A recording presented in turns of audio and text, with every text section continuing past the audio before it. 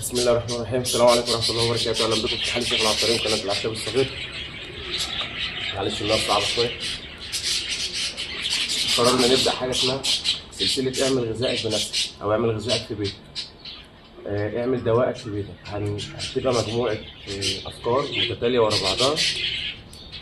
هنعمل من خلالها ازاي تقوي جهاز المناعه، ازاي تقوي الجهاز العصبي، ازاي تشتغل على نفسك من غير دواء، مش كل حاجه مضاد حيوي انتيبيوتكس، من غير الكلام ده كله. اول حاجه هنعملها النهارده عشان مشاكل العظام والغضاريف بسبب التاكل والحركه والاكل الغير سليم، الاملاح الزايده، مشكله الاحتكاك، الخشونه، الانزلاق الغضروفي، عرق النسا. كل الكلام ده هنقدر ان شاء الله نعالجه. احنا جايبين معانا النهارده ان شاء الله هو ده دهن نعام صافي، هنسيحه.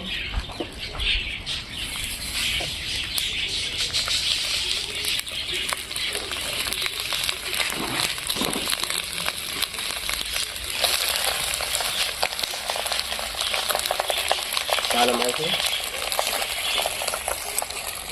احنا عملنا جزء منه امبارح، وده كان الدهن اللي طالع ما شاء الله الله اكبر. يعني يقدر يتعمل، مش شرط دهن نعام على فكره عشان ما نعقدش الامور، لانه برضه هو مش رخيص. لو حد محتاج منه دهن نعام قرب بس عشان الصوت. لو حد محتاج دهن نعام نقدر نوفره له. لو حد محتاج دهن نعام كماده علاجيه للعلاج والغضاريف والكلام ده برضه نقدر نوفره.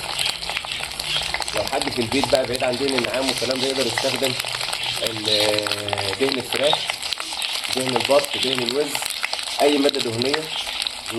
المواد دي بتبقى سريعه الانسيابيه، بتدخل بسهوله ما بين العظام والغضاريف، بتسبب ليونه، مشاكل اللي هي بتاعت زي ما قلنا الاحتكاكات بتاعت العظام او تاكل العظام، والناس اللي عندها خشونه قوي جدا.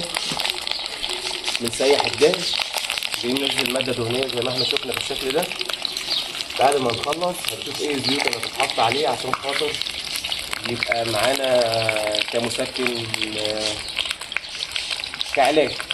من الاخر احنا قلنا هنبدا السلسله دي اللي هي اعمل دوائك بنفسك او اعمل غذائك بنفسك.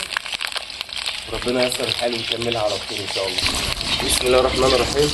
ان شاء الله دهن نعام صافي اهو زي ما احنا شايفين.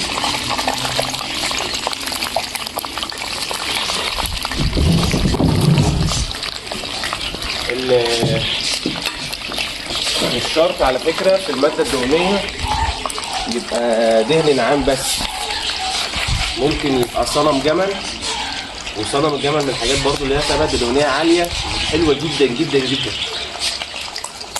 الله يديها الصحة وبندعي لها بالشفا الدكتورة عزة الدبالي، كانت عاملة من كام يوم فيديو عن كيفية التسييح برضو بتاعت صنم الجمل واستخدامه كبديل للسمنه الدهنيه او السمنه النباتيه اللي هي عامله لنا مشاكل كبيره ديت.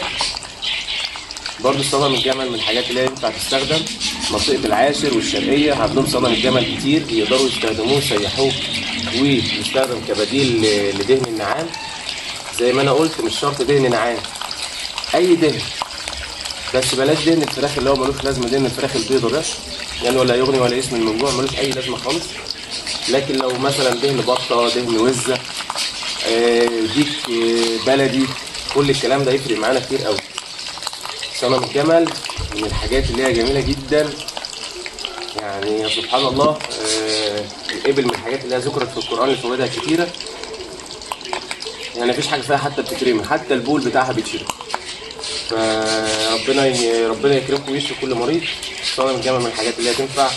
برضو دهن النعام زي ما احنا بنسيحه قدامكم اهوت ينفع. خلينا نرجع دايما للحاجات اللي هي الاصليه بعيد عن شغل الشركات.